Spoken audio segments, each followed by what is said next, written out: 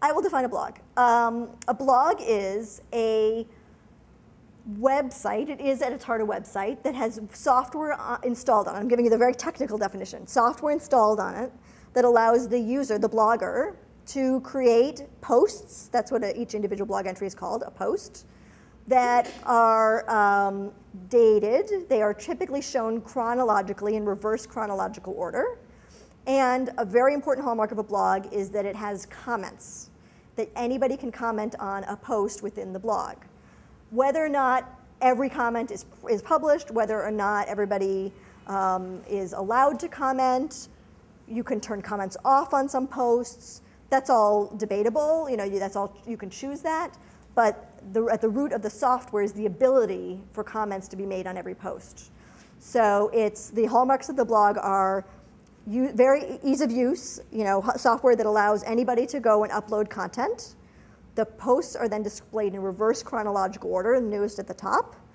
And every post has the ability to have comments on it. Those are the most important things of a blog. If you stripped away everything else on anybody's blog, if you had those things, you would still have a blog. So you could have a regular old website, if you had the software to do it, a regular old website that had a new thing every day, ability to comment, and you could still call it a blog. It doesn't really matter what the software is behind it. The idea is that you've got these posts, that they're chronological, and that they're comments. That's the simplest part of a blog. Whether or not a blog is also a website, we kind of had this conversation a little bit earlier. A website, years back, was static. You would go and hire a web designer, and they would design your page, and they would write, yeah, what's your business? Off-Broadway Boutique. Okay, so you sell merchandise or? Yes. Yeah, okay.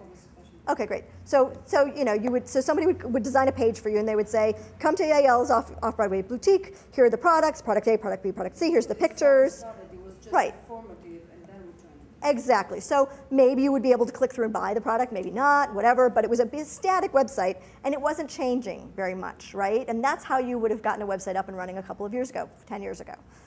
Blogging software makes it easy for anybody to get a website up and running. That website just happens to look like a blog.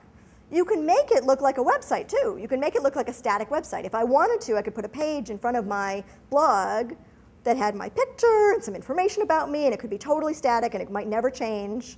And then it would say, click through here to my blog. And I can do that with my blogging software, or I could have somebody design a page. It doesn't matter.